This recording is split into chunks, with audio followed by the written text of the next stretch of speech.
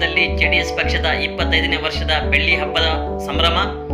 Chintamani November 29ರಂದು JDS ಪಕ್ಷದ 25ನೇ ವರ್ಷದ ಬೆಳ್ಳಿ ಹಬ್ಬವನ್ನು ಆಚರಿಸುವುದಾಗಿ ಜೆಡಿಎಸ್ ಪಕ್ಷದ ಕೋರ್ ಕಮಿಟಿ ರಾಜ್ಯಾಧ್ಯಕ್ಷರಾದ ಜೆ.ಕೆ. ಕೃಷ್ಣಾರೆಡ್ಡಿ ಅವರು ತಿಳಿಸಿದರು. ನಗರದ ಹೊರವಲಯದ ಜೆಕೆ ಭವನದಲ್ಲಿ ಹಮ್ಮಿಕೊಂಡಿರತಕ್ಕಂಥ ಜೆಡಿಎಸ್ ಪಕ್ಷದ ಕಾರ್ಯಕರ್ತರ ಸಮಾವೇಶದಲ್ಲಿ ಮಾತನಾಡಿದ ಅವರು, ಜೆಡಿಎಸ್ ಪಕ್ಷ ಒಂದು ರೀತಿಯಲ್ಲಿ ಮುಖಂಡರನ್ನು ತಯಾರು ಮಾಡತಕ್ಕಂಥ ಫ್ಯಾಕ್ಟರಿ ಇದ್ದಂತೆ. ಇಲ್ಲಿ ತಯಾರಾಗಿರ್ತಕ್ಕಂಥ ಮುಖಂಡರು ತಮ್ಮ ಸ್ವಾರ್ಥಕ್ಕಾಗಿ ಬೇರೊಂದು ಪಕ್ಷಕ್ಕೆ ಹೋಗಿ ಅಧಿಕಾರವನ್ನು ಅನುಭವಿಸುತ್ತಿರುತ್ತಿದ್ದಾರೆಂದು ಟೀಕಿಸಿದರು. ಮಾಜಿ ಪ್ರಧಾನಮಂತ್ರಿಗಳಾಗಿರ್ತಕ್ಕಂಥ ದೇವೇಗೌಡ ಅಪ್ಪಾಜಿಯವರ ನೇತೃತ್ವದಲ್ಲಿ ರಚನೆಯಾಗಿರ್ತಕ್ಕಂಥ ನಿಮ್ಮೆಲ್ಲರ ಪಕ್ಷ ನವೆಂಬರ್ 29ಕ್ಕೆ 25 ವರ್ಷಗಳು ಕಾಣುತ್ತಿರುವ ಹಿನ್ನೆಲೆಯಲ್ಲಿ ಚಿಂತಾಮಣಿ ನಗರದಲ್ಲಿ 25ನೇ ವರ್ಷದ ಬೆಳ್ಳಿ ಹಬ್ಬದ ಸಂಭ್ರಮವನ್ನು ಅದ್ದೂರಿಯಾಗಿ ಆಚರಿಸಲು ನಿರ್ಧರಿಸಿದ್ದು, ನಿಮ್ಮ ಸಹಕಾರ ಪ್ರೋತ್ಸಾಹ ನೀಡಬೇಕೆಂದು ಮತ್ತು ಅಂದು ಕೋಲಾರ ರಸ್ತೆಯಲ್ಲಿ ಇರತಕ್ಕಂಥ ಆಂಜನೇಯ ಸ್ವಾಮಿ ದೇವಾಲಯದಲ್ಲಿ ಪೂಜೆ ಸಲ್ಲಿಸಿ ವಿಶೇಷವಾಗಿ ನಂತರ ಅಲ್ಲಿಂದ ಪಕ್ಷದ ಬಾವುಟಗಳೊಂದಿಗೆ ನಗರದ ಪ್ರಮುಖ ಬೀದಿಗಳಲ್ಲಿ ಪಾದಯಾತ್ರೆ ಮೂಲಕ ಸಂಚರಿಸುವ ಪಕ್ಷದ ಬೆಳ್ಳಿ ಹಬ್ಬವನ್ನು ಆಚರಿಸೋಣ ಮತ್ತು ಸಂಭ್ರಮಿಸೋಣ ಎಂದು ತಿಳಿಸಿದರು. ನಂತರ ಹಾಲಿ ಸಚಿವರಾಗಿರ್ತಕ್ಕಂಥ ಡಾಕ್ಟರ್ ಎಂ.ಸಿ. ಸುಧಾಕರ್ ಅವರು ಇತ್ತೀಚೆಗೆ ನನ್ನ ಬಗ್ಗೆ ಮಾತನಾಡಿ, ನಾನು ನಗರದಲ್ಲಿ ಇಂಜಿನಿಯರಿಂಗ್ ಕಾಲೇಜನ್ನು ಕಟ್ಟಿಸುತ್ತಿರುವುದು ಮಾಜಿ ಶಾಸಕರಾಗಿರ್ತಕ್ಕಂಥವರು ಬೆಂಗಳೂರಿನಿಂದ ಬರುವಾಗ ಇದನ್ನು ನೋಡಿ ಹೊಟ್ಟೆ ಉರಿದುಕೊಳ್ಳಬೇಕೆಂದು ಹೇಳಿದ್ದಾರೆಂದು ಹೇಳಿದ ಜೆ.ಕೆ. ಕೃಷ್ಣಾರೆಡ್ಡಿ, ಹೋಗ್ಲಿ ಬಿಡಿ, ನನ್ನ ಭಯಕ್ಕಾದರೂ ಇಂಜಿನಿಯರಿಂಗ್ ಕಾಲೇಜನ್ನು ಕಟ್ಟುತ್ತಿದ್ದಾರೆಂದು ವ್ಯಂಗ್ಯವಾಡಿದರು. ಗ್ಯಾರಂಟಿ ಬ್ಯಾಗ್ಗಳನ್ನು ನೀಡುವುದಾಗಿ ಮತದಾರರನ್ನು ಯಾಮಾರಿಸಿ ಅಧಿಕಾರಕ್ಕೆ ಬಂದಿರತಕ್ಕಂಥ ಕಾಂಗ್ರೆಸ್ ಪಕ್ಷ ಸ್ಥಿತಿ ಇಂದು ದಿನೇ ದಿನೇ ಕ್ಷೀಣಿಸುತ್ತಿದ್ದು, ಬಿಹಾರದ ಚುನಾವಣೆಯಲ್ಲಿ ಸೋತಿರುವುದು ಸ್ಪಷ್ಟ ಉದಾಹರಣೆಯಾಗಿದ್ದು, ಕಟಾಕಟ್ ಪಟಾಪಟ್ ಇವು ಯಾವುವು ವರ್ಕೌಟ್ ಆಗಿಲ್ಲ ಎಂದು ಟಾಂಗ್ ನೀಡಿದರು.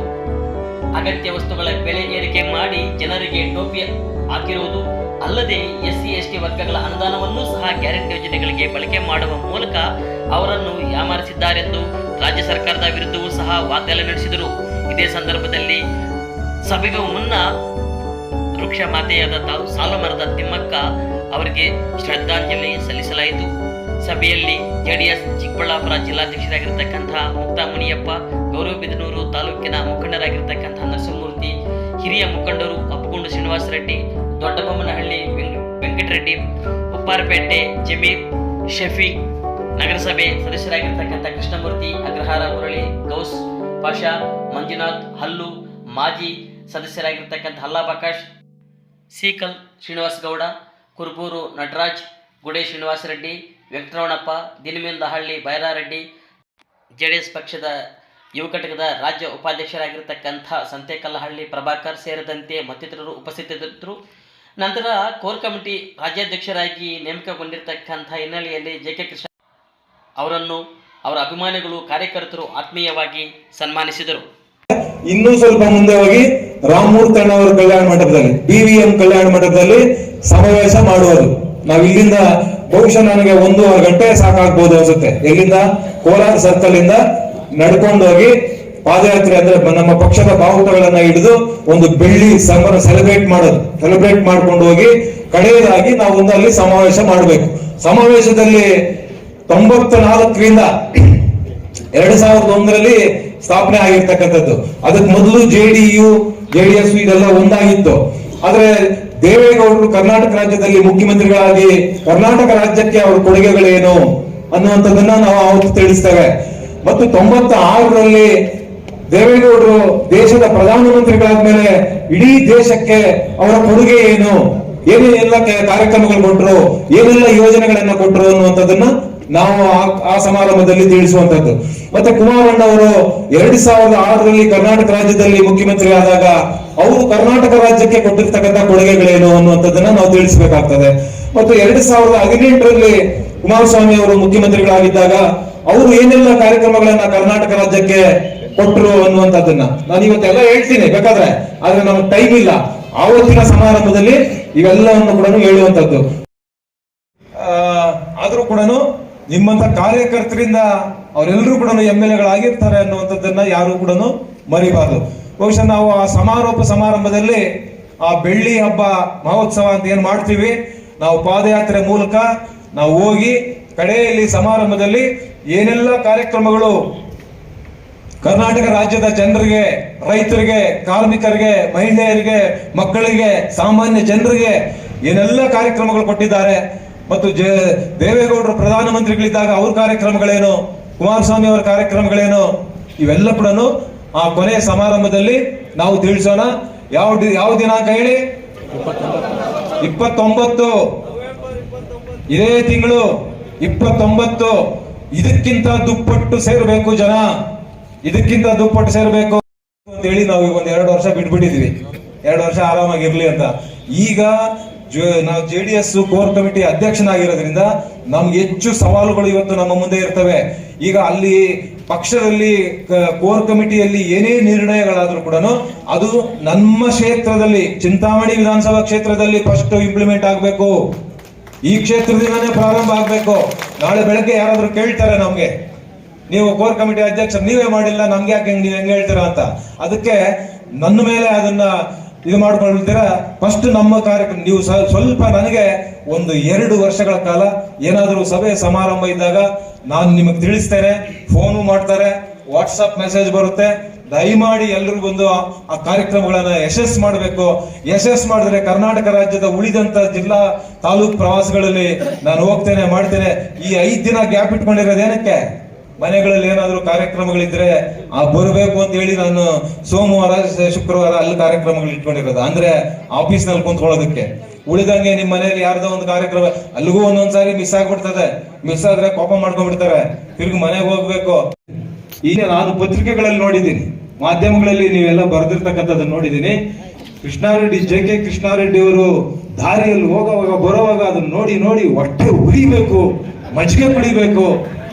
ಆದ್ರೆ ನಾನು ಮಂತ್ರಿಗಳಿಗೆ ಹೇಳ್ತೇನೆ, ನಿಮಗೆ JK ಕೃಷ್ಣಾರೆಡ್ಡಿ ಹೊಟ್ಟೆ ಉರ್ಕೊಬೇಕು, ಮಜ್ಜಿಗೆ ಕುಡಿಬೇಕು ಅಂತ ನೀವು ಹೇಳ್ತಿರಲ್ಲ, ಆದ್ರೆ ವಿದ್ಯಾರ್ಥಿಗಳ ಹಿತದೃಷ್ಟಿಯಿಂದ ನೀವು ಮಾಡಿರೋದಲ್ಲ. ವಿದ್ಯಾರ್ಥಿಗಳ ಹಿತದೃಷ್ಟಿಯಿಂದ ನೀವು ಕಾಲೇಜ್ ಕಟ್ಟಿರ್ತಕ್ಕಂಥದ್ದಲ್ಲ. ನೀವು ಒಬ್ಬ JK ಕೃಷ್ಣಾರೆಡ್ಡಿ ಹೊಟ್ಟೆ ಉರ್ಕೊಬೇಕು, ಮಜ್ಜಿಗೆ ಕುಡಿಬೇಕು ಅಂತ ನೀವು ಹೇಳ್ತಿರಲ್ಲ. ನಿಮ್ಮ ಮಂತ್ರಿ, ನಾನು ಹಿಂದೆನೂ ಹೇಳಿದ್ದೇನೆ, ಮಂತ್ರಿಗಳು ನೀವು ಒಂದೊಂದು ಮಾತು ಮುತ್ತುಗಳಾಗಿರ್ಬೇಕು. ನೀವು ಮಂತ್ರಿ, ಕರ್ನಾಟಕ ರಾಜ್ಯಕ್ಕೆ ಮಂತ್ರಿ. ನೀವು ನಿಮ್ಮ ಮಾತು, ನಿಮ್ಮ ಬಾಯಿಂದ ಬರ್ತಕ್ಕಂಥ ಮಾತು ಮುತ್ತುಗಳಾಗಿರ್ಬೇಕು ಅನ್ನುವಂಥದ್ದನ್ನ ಅನೇಕ ಸಾರಿ ನಾನು ಹೇಳಿದ್ದೇನೆ. ಆದ್ರೆ JK ಕೃಷ್ಣಾರೆಡ್ಡಿ ಹೊಟ್ಟೆ ಉರ್ಕೊಬೇಕು ಅಂತ ಹೇಳಿ ನೀವು ಕಾಲೇಜ್ ತರ್ತಿರಲ್ಲ, ಆದ್ರೆ ವಿದ್ಯಾರ್ಥಿಗಳ ಹಿತದೃಷ್ಟಿಯಿಂದ ನೀವು ತಂದಿದ್ದಲ್ಲ. ವಿದ್ಯಾರ್ಥಿಗಳ ಹಿತದೃಷ್ಟಿಯಿಂದ ನೀವು ತಂದಿರ್ತಕ್ಕಂಥದ್ದಲ್ಲ. ಇವತ್ತು ನೀವು ಅಭಿವೃದ್ಧಿ ಕಾಮಗಾರಿಗಳು, JK ಕೃಷ್ಣಾರೆಡ್ಡಿ ಹೊಟ್ಟೆ ಉರ್ಕೊಬೇಕು. ನನಗೆ ಸಂತೋಷ ಇದೆ, ನನಗೆ ಬಹಳ ಖುಷಿ ಆಯ್ತು. ನಿಮ್ಮ ಪತ್ರಿಕೆಗಳಲ್ಲಿ ನಾನು ನೋಡಿ ಬಹಳ ಖುಷಿ ಆಯ್ತು. ಯಾಕೆ ಖುಷಿ ಆಯ್ತು ಗೊತ್ತಾ? ಒಬ್ಬ JK ಕೃಷ್ಣಾರೆಡ್ಡಿ ಇಲ್ಲಿ ಇದಾನೆ ಅಂತ ಹೇಳಿ ಇಷ್ಟೆಲ್ಲ ಹಣ ಬರ್ತಾ ಇದೆಯಲ್ಲ. ಒಬ್ಬ JK ಕೃಷ್ಣಾರೆಡ್ಡಿ ಇಲ್ಲ ಅಂತಿದ್ರೆ ನೀವು ಬೆಂಗಳೂರಲ್ಲಿ ಮಲ್ಕೊಂತ ಇದ್ರಿ. ಆ ಮಾತು ಹೇಳಿರೋದ್ರಿಂದ ನನಗೆ ಬೇಜಾರಿಲ್ಲ, ಬಹಳ ಖುಷಿ ಆಗ್ತಾ ಇದೆ. ಒಬ್ಬ JK ಕೃಷ್ಣಾರೆಡ್ಡಿ ಇಲ್ಲಿ ಉಳ್ಕೊಂಡಿದ್ದಾರೆ, ಇವನ್ ಹೊಟ್ಟೆ ಉರಿಸ್ಬೇಕು ಅಂತ ತರ್ತಾ ಇದ್ದೀರಲ್ಲ ಫಂಡ್, ಖುಷಿ. ಹಂಗಾಗಿ ವಿದ್ಯಾರ್ಥಿಗಳಿಗೂ ಕೂಡ ಅನುಕೂಲ ಆಗ್ಲಿ, ಸಾರ್ವಜನಿಕರಿಗೂ ಕೂಡ ಬೇರೆ ಬೇರೆ ಅಭಿವೃದ್ಧಿ ವಿಚಾರದಲ್ಲಿ ಒಳ್ಳೇದಾಗ್ಲಿ, ಅನುಕೂಲ ಆಗ್ಲಿ. ನೀವು ನಾನು JK ಕೃಷ್ಣಾರೆಡ್ಡಿ ನಾನು ಇಲ್ಲೇ ಉಳ್ಕೊಂತೀನಿ, ನಾನೆಲ್ಲೂ ಹೊಡೋಗೋದಿಲ್ಲ. JK ಕೃಷ್ಣಾರೆಡ್ಡಿ ಇದ್ದಾರೆ ಅಂತ ಹೇಳಿ ಇನ್ನೊಂದಷ್ಟು ಕಾಲೇಜುಗಳು, ಇನ್ನೊಂದಷ್ಟು ಹಾಸ್ಪಿಟ್ಲ್ಗಳು, ಇನ್ನೊಂದಷ್ಟು ಅಭಿವೃದ್ಧಿ ಕಾಮಗಾರಿಗಳು ಎಲ್ಲವೂ ಮಾಡಿ ನನಗಂತೂ ಖುಷಿ ಇದೆ, ನನಗಂತೂ ಬೇಸರ ಇಲ್ಲ.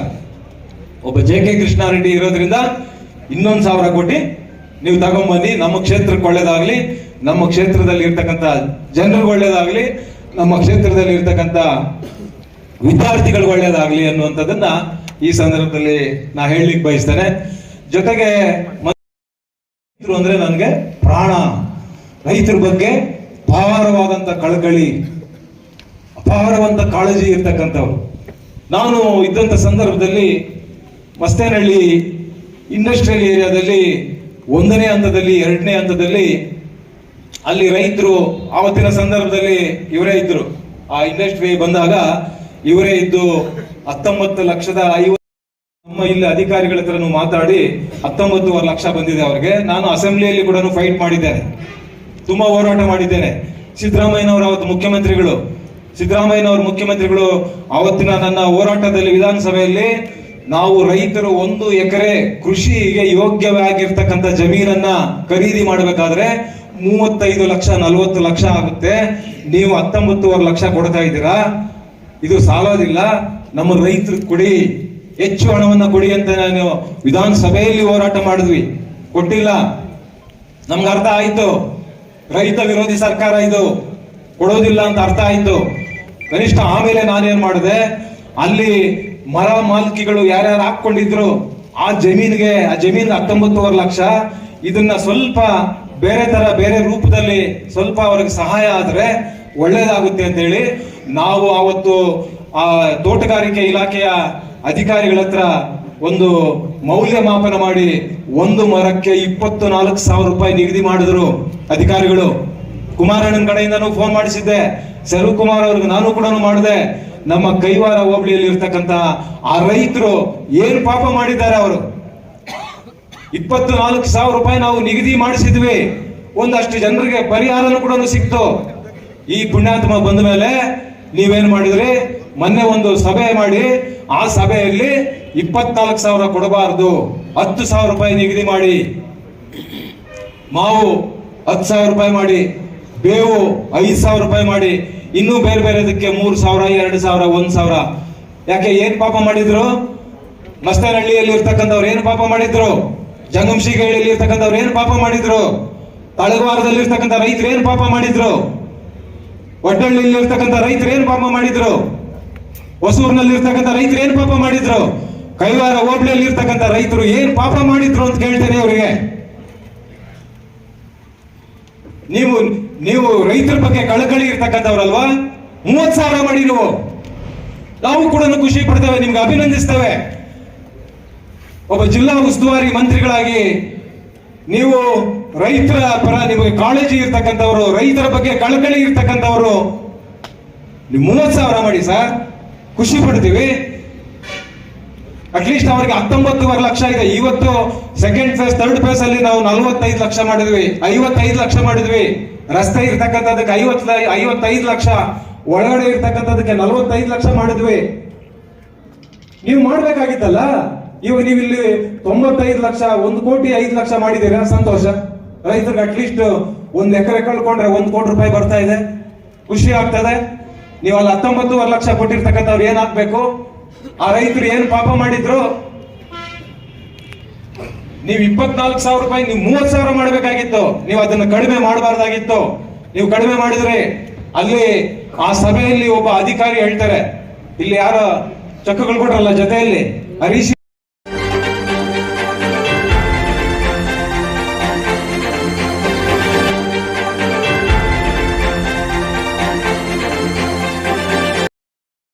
ನೀವು ನಮ್ಮ ಚಾನಲ್ಗೆ ಸಬ್ಸ್ಕ್ರೈಬ್ ಆಗಿಲ್ಲ ಅಂದ್ರೆ ಈಗಲೇ ಸಬ್ಸ್ಕ್ರೈಬ್ ಆಗಿ ಪಕ್ಕದಲ್ಲೇ ಇರುವ ಬೆಲ್ ಐಕಾನ್ ಕ್ಲಿಕ್ ಮಾಡಿ. ಮತ್ತಷ್ಟು ಅಪ್ಡೇಟ್ಗಳಿಗಾಗಿ ಫೇಸ್ಬುಕ್, ಇನ್ಸ್ಟಾಗ್ರಾಮ್, ಟ್ವಿಟರ್ನಲ್ಲಿ ಫಾಲೋ ಆಗಿ.